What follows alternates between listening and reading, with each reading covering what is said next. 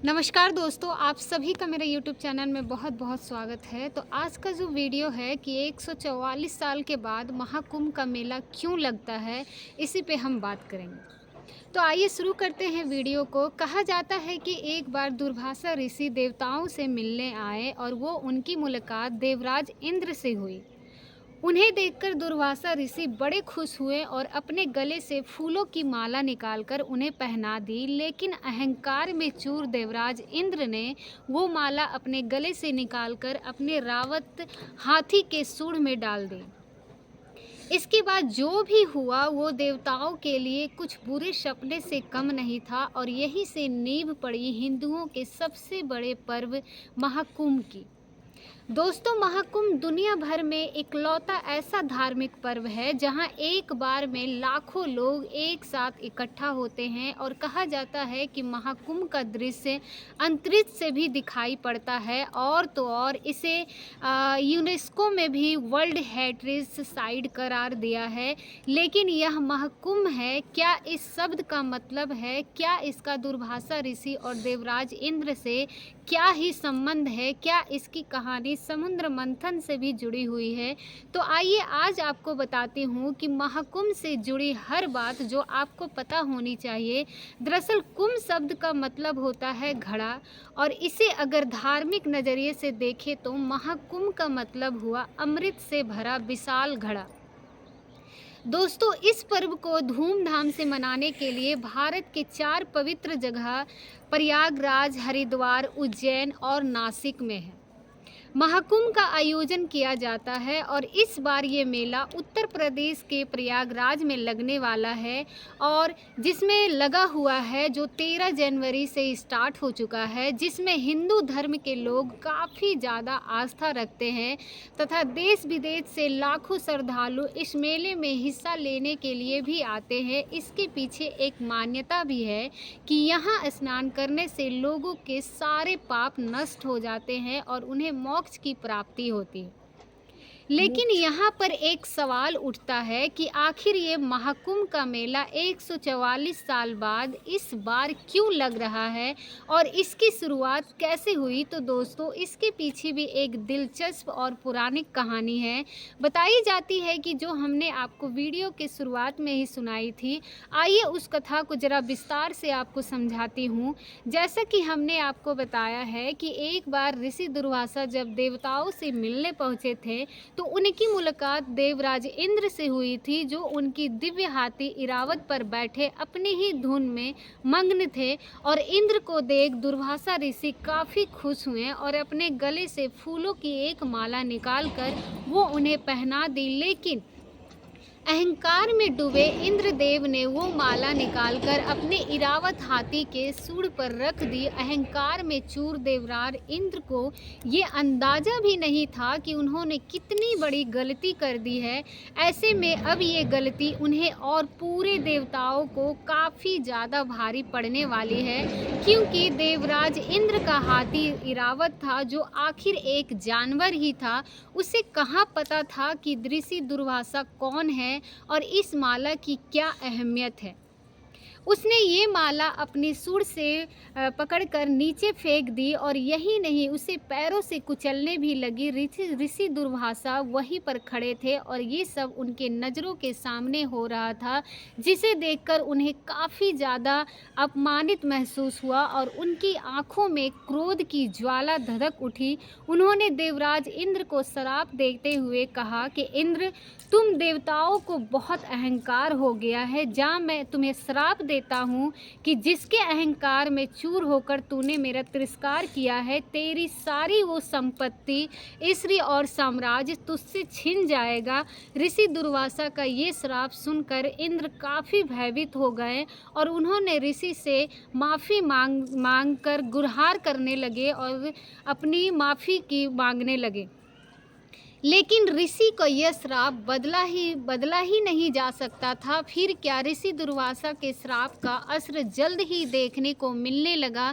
श्राप की वजह से सभी देवी देवता काफ़ी कमज़ोर होते चले गए और इसका फायदा उठाया राक्षसों ने। उन्होंने देवताओं पर आक्रमण कर दिया और स्वर्ग तथा देवलोक पर कब्जा भी कर लिया। अब अपनी लगातार खराब होती हालत देखकर सभी देवताओं के बीच में हड़कंप मच गया और अपना सब कुछ गवा देने के डर से देवराज इंद्र सहित सभी देवता भागे भागे ब्रह्मा जी के पास पहुँचे और सारी कहानी उन्हें बताई। लेकिन ब्रह्मा जी को भी इसका कोई समाधान नजर नहीं आया। तब वो सभी देवताओं को साथ लेकर वीर सागर में आराम कर रहे भगवान विष्णु के पास पहुँचे और जहाँ उन्होंने विष्णु जी को ऋषि दुर्वासा का दिया श्राप तथा राक्षसों के आक्रमण की जानकारी दी। उनकी बातें सुनने के बाद विष्णु जी ने एक पल सोचा और फिर एक उपाय भी बताया। उन्होंने सभी देवताओं से कहा कि आप सब राक्षसों की मदद से इस क्षीर सागर का मंथन करें और इससे जो भी अमृत निकलेगा उसे ग्रहण करते ही आप सभी फिर से ताकतवर और अजर अमर हो जाएंगे। भगवान विष्णु से ये सुनने के बाद देवताओं ने राहत की सांस ली और उनका आभार जताया। इसके बाद वो राक्षसों से मिले और समुद्र मंथन के बारे में बताया। राक्षस भी अमृत के लालच में समुद्र मंथन के लिए तैयार हो गए थे। फिर क्या था, भगवान विष्णु की आज्ञा के अनुसार मदर पर्वत को मंथनी बनाकर उस पर रस्सी के जैसे वासुकु के नाक को लपेटा गया और समुद्र मंथन शुरू किया गया। देवता और राक्षस वासु की नाक के दोनों हिस्सों को पकड़कर एक साथ समुद्र मंथन करने लगे, जिसके परिणाम स्वरूप कुछ समय बाद ही समुद्र से तरह तरह की चीज़ें भी निकलने लगी। सबसे पहले निकला हलाहल फिश, जिसके प्रभाव से पूरी सृष्टि में हाहाकार मच गया। ऐसे में पूरी सृष्टि को इस संकट से उबारने के लिए स्वयं महादेव आगे आए और उन्होंने उस विष को अपने गले में धारण कर लिया और इस विष के प्रभाव से उनका कंठ नीला पड़ गया था, जिसके बाद वह नीलकंठ के नाम से भी जाने लगे। और अब हल विष के निवारण के बाद मंथन दोबारा से शुरू किया गया, जिससे पहले सुरभि गाय बाहर आए, इसके बाद उच्च, फिर कोशकु मणि, फिर लक्ष्मी जी और अंत में खुद आयुर्वेदिक के जने माने जाने वाले भगवान धनवनी अमृत का कुंभ यानी कि कलश लेकर बाहर आए। राक्षसों ने जब अमृत कुंभ को देखा तो उन्होंने उसे छीन कर वहां से भाग निकलना चाहा। इसे लेकर देवताओं और राक्षसों के बीच में तकरीबन 12 दिन तक युद्ध चला और इस युद्ध के बीच मौका पाते ही इंद्र के पुत्र जयंत ने वो कुंभ लेकर भागना शुरू कर दिया और कहा जाता है कि उनके भागने के दौरान अमृत की कुछ बूंदें धरती के चारों जगहों पर नदी के किनारे गिरी, जिनमें प्रयागराज, हरिद्वार, उज्जैन और नासिक के नदी किनारे गिरी। तब से ही इन जगहों को काफ़ी जगह पवित्र माना जाने लगा और इसके बाद से ये कुंभ मेले का आयोजन शुरू हो गया। इसके बाद की कहानी तो आप सबको पता ही होगी दोस्तों। ये जो थी कुंभ मेले की उत्पत्ति की कहानी, अब समझते हैं कि कुंभ हर 12 साल के बाद ही क्यों आता है।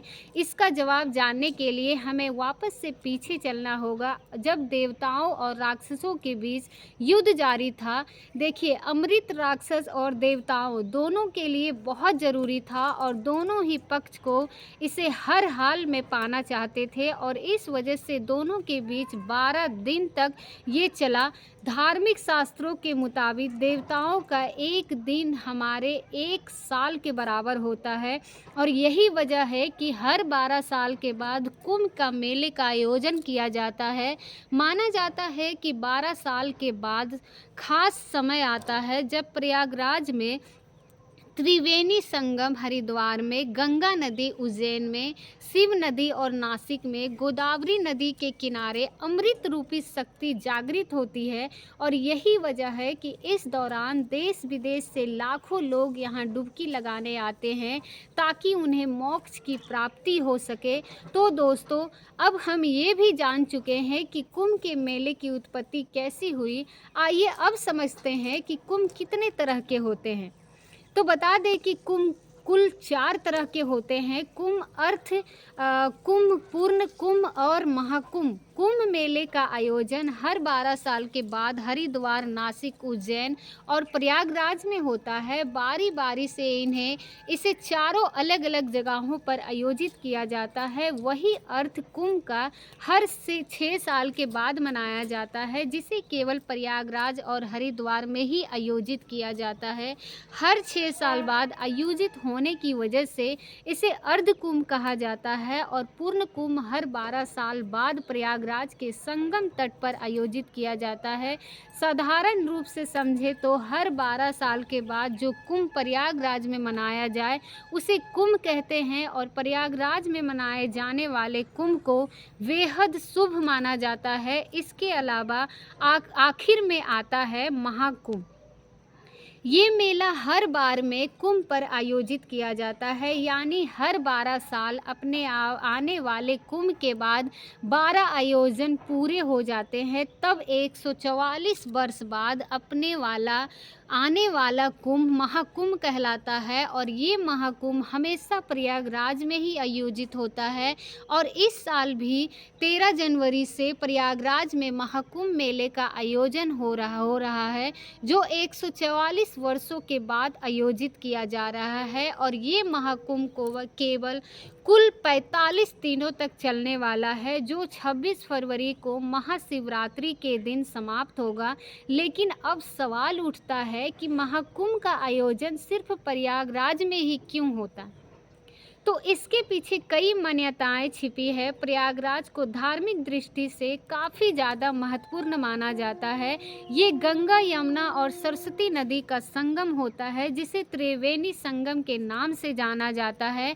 और भले ही सरस्वती नदी सतह से विलुप्त हो गई है, लेकिन धरातल स्तर पर ये आज भी बहती है।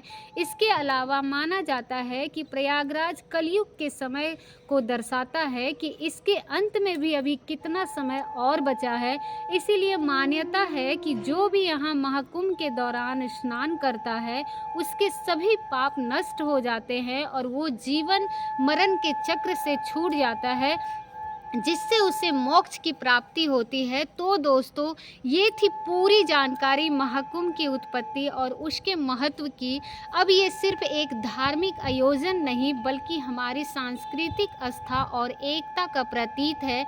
अगर आप भी इस अद्भुत आयोजन का हिस्सा बनने जा रहे हैं तो हमारी शुभकामनाएं आपके साथ है। हम अपने अनुभव हमारे साथ कमेंट में ज़रूर शेयर करें। वीडियो अगर पसंद आई हो तो इसे लाइक कर शेयर करें और जाते जाते हमारे चैनल को सब्सक्राइब करना बिल्कुल भी ना भूलें। उम्मीद करते हैं कि आपको ये जानकारी बहुत ही अच्छी लगी होगी। तो अगर अगर हमारे चैनल को सब्सक्राइब नहीं किया है तो हमारे चैनल को सब्सक्राइब कर वीडियो को लाइक ज़रूर करें। मिलते हैं अगले वीडियो में। उस वीडियो में हम ये जानेंगे कि 12 साल के बाद ही क्यों महाकुंभ का आयोजन किया जाता है।